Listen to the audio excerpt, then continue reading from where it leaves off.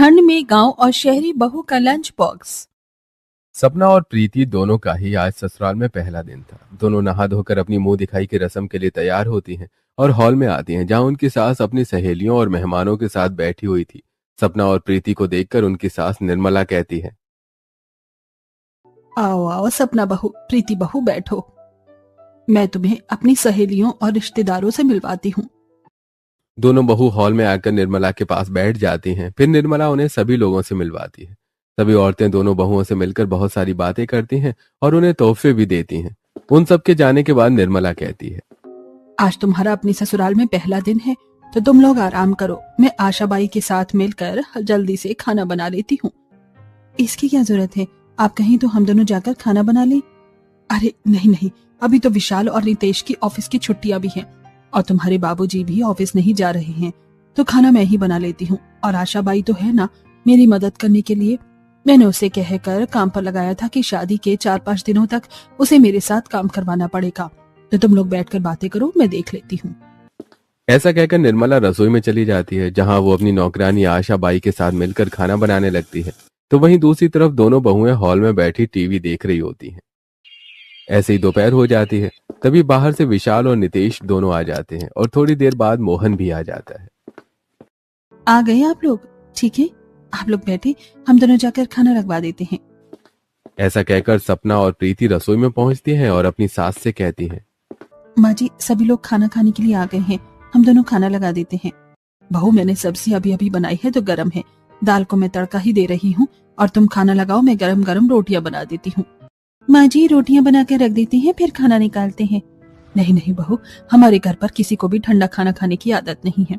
सब लोगों को खाना गरम गरम ही चाहिए होता है, इसलिए मैं रोटी बनाती हूँ और तुम दोनों खाना निकाल दो। अब निर्मला रोटी बनाती है और शीलाबाई उसकी मदद करती है। दोनों बहुएं मिलकर खाना लगा लेती हैं। सभी साथ में खाना खाते हैं। ऐसे ही 2 दिन बीत जाते हैं। एक रात सोफे में बैठकर मूंगफलियां खा रहे थे सब, तो वो, माँ, कल से हमारे ऑफिस की छुट्टियां खत्म हो रही हैं, तो पिताजी और हम दोनों भाई भी कल से ऑफिस ज्वाइन करेंगे। ये सुनकर प्रीति कहती है, अरे हाँ जी, मैं भी आपको बताना भूल गई कि मैंने अपनी जॉब से शादी के बाद के लिए वर्क फ्रॉम होम ले रखा है। कल से मेरा भी ऑफिस स्टार्ट हो रहा है, लेकिन मैं उसे घर से ही मैनेज कर लूंगी। हाँ बहू, ये तो तुमने बड़ा अच्छा किया। घर से काम करोगी तो ऑफिस और घर दोनों ही मैनेज हो जाएंगे। बातें करने के बाद सभी लोग अपने अपने कमरे में जाकर आराम करते हैं। दूसरे दिन सुबह सपना उठकर रसोई में आती है और अपनी सास से कहती है, माँ जी, आज आशाबाई नहीं आई क्या काम पर? नहीं बहू, मैंने उसे आज से आने के लिए मना कर दिया है। कोई बात नहीं माँ जी, लाइए मैं खाना बना लेती हूँ। हाँ बहू, आज मैं भी यही सोच रही थी कि आज से तुम दोनों बहू ही खाना बनाना। वैसे भी मैं बूढ़ी हो गई हूँ, अब मुझसे काम नहीं होता। तभी प्रीति वहां पर आ जाती है और कहती है, सॉरी माँ जी, मैं उठने में थोड़ी लेट हो गई हूँ, लेकिन आप चिंता मत कीजिए, हम दोनों देवरानी जिठानी मिलकर जल्दी से खाना बना लेंगे। ठीक है बहू, लेकिन याद रहे खाना गरम गरम ही सर्व करना, क्योंकि घर पर कोई भी ठंडा खाना नहीं खाता है। और हाँ, सिर्फ अभी खाने के लिए खाना बनाना, लंच बॉक्स के लिए हमें खाना अलग से बनाना पड़ता है। अलग से क्यों माँ जी, हम अभी ही लंच बॉक्स के लिए खाना बना लेते हैं। बहू, यदि अभी से लंच बॉक्स दे दिया तो लंच टाइम तक खाना ठंडा हो जाएगा और फिर वो लोग खाते नहीं हैं। इसलिए दोपहर में ही खाना बनाकर लंच बॉक्स में डालकर उन्हें ऑफिस देकर आना पड़ता है। ऑफिस पास में ही है। बातें करने के बाद निर्मला भी जाकर डाइनिंग टेबल पर बैठ जाती है। अब प्रीति सपना से कहती है, सपना भाभी, मैंने सुना है कि आपके गांव में बहुत अच्छी अच्छी डिशेस बनती हैं और आप बहुत स्वादिष्ट खाना बनाती हो। हाँ प्रीति, मुझे खाना बनाने का बहुत शौक है और मेरी माँ ने मुझे बहुत अच्छा खाना बनाना सिखाया है। मेरी जॉब होने की वजह से मैं कभी खाना बहुत अच्छी तरह से बनाना सीख नहीं पाई, इसलिए आप खाना बना लो और मैं आपकी मदद कर देती हूँ, सब्जियां काट देती हूँ, आटा भी गूंद देती हूँ। ठीक है प्रीति, फिर ऐसा ही कर लेते हैं। अब सपना खाना बनाती है और प्रीति उसकी मदद कर देती है और फिर गरम गरम रोटियां बनाकर सभी को खाना लगा देती है। सभी लोग खाना खा लेते हैं। तब मोहन कहता है, अरे ठीक है निर्मला, अब हम ऑफिस चलते हैं, लेकिन तुम याद से 2 बजे तक खाना बनाकर लंच पहुंचा देना और पिछली बार की तरह देर मत करना, वरना हमें खाना खाने का समय नहीं मिल पाता। हाँ माँ, और ये भी ध्यान रखना कि खाना ठंडा ना हो, इस ठंड में ठंडा ठंडा खाना नहीं खाया जाता। हाँ बेटा, तू चिंता मत कर, मैं गरम लंच बॉक्स पहुंचवा दूंगी। अब वो लोग ऑफिस चले जाते हैं। उसके बाद प्रीति कहती है, ठीक है माँ जी, अब मेरी भी ऑफिस का टाइम हो गया है, मैं भी अपने रूम में लैपटॉप पर वर्क करने जा रही हूँ। ऐसा कहकर प्रीति अपने रूम में चली जाती है और लैपटॉप ऑन करके अपनी जॉब ज्वाइन कर लेती है। तो दूसरी तरफ सपना सारे झूठे बर्तन उठाती है और रसोई में ले जाती है। फिर पहले वो झूठे बर्तन धोते हुए अपने मन में सोचती है, प्रीति का अच्छा है, शहर की पढ़ी लिखी लड़की है और जॉब कर रही है, और एक मैं गांव की हूँ। मेरे गांव में तो ना ही लड़कियां ज्यादा पढ़ती हैं और ना ही नौकरी करती हैं। उसके बाद रसोई में पोछा लगाकर रसोई की साफ सफाई करती है और फिर अपने आप से कहती है, ठंड कितनी बढ़ गई है और काम भी खत्म हो गया है। अब मैं रजाई में जाकर थोड़ा आराम कर लेती हूँ। सपना अपने कमरे में पहुंचती है और रजाई ओढ़कर बैठ जाती है और टीवी चालू करके टीवी देखने लगती है। थोड़ी देर बाद निर्मला आती है और कहती है, सपना, तुम्हारे बाबूजी और उन दोनों भाइयों के लंच का समय हो रहा है। जल्दी से आलू बटाने की सब्जी और गरम गरम रोटी बनाकर लंच पैक कर दो और उनका लंच बॉक्स तैयार कर दो। जी माँ जी। सपना रसोई में जाती है और बटाने छील कर फिर आलू काटती है। उसके बाद आलू बटाने की सब्जी बनाती है और फिर गरम गरम रोटी बनाकर लंच बॉक्स में पैक करती है और अपनी सास को लाकर देते हुए कहती है, माँ जी, मैंने गरम गरम खाना लंच बॉक्स में पैक कर दिया है, आप पहुंचा दीजिए। अरे बेटा, अब मेरी बूढ़ी हड्डियों में दम कहाँ बचा है। कब से इंतजार कर रही थी कि मेरी बहू आए तो मुझे लंच बॉक्स ना पहुंचाना पड़े। आज मैं तुझे चलकर ऑफिस का पता बता देती हूँ, कल से तू लंच बॉक्स पहुंचा दिया करना। उसके बाद निर्मला ठंडी हवा में सपना को लेकर ऑफिस की तरफ निकल पड़ती है। थोड़ी दूर चलने के बाद वो एक ऑटो लेती है और ऑटो में बैठकर 10 मिनट में ऑफिस पहुंच जाती है।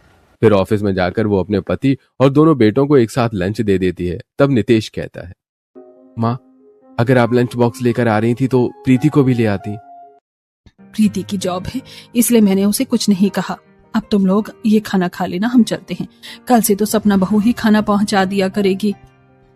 फिर वो लोग ऑटो में बैठकर वापस घर के लिए निकल पड़ते हैं। विशाल, नितेश और मोहन एक ही ऑफिस में काम करते थे। अब लंच टाइम में तीनों अपना लंच खोलकर अपने दोस्तों के साथ बैठकर खाना खाते हैं। तीनों के लंच से गरम गरम धुआं निकल रहा था। गरम खाना देखकर मोहन का दोस्त हरीश कहता है, अरे भाई मोहन, तुम तो बड़े खुश नसीब हो कि तुम्हें ऑफिस में भी गर्मा गर्म खाना खाने को मिलता है। अरे हाँ हरीश भाई, पहले मेरी पत्नी पहुंचाया करती थी और अब तो 2 बहुएं घर में आ गई हैं, अब वो लेकर आया करेंगी। तो वहीं दूसरी तरफ विशाल का दोस्त नीलेश कहता है, यार विशाल, तेरा गरम गरम खाना देखकर तो मुझे भी लालच आ गया। ठंड में तो गरम गरम खाना खाना ही अच्छा लगता है। हाँ नीलेश, हमें भी तो ठंडा खाना खाने की आदत ही नहीं है।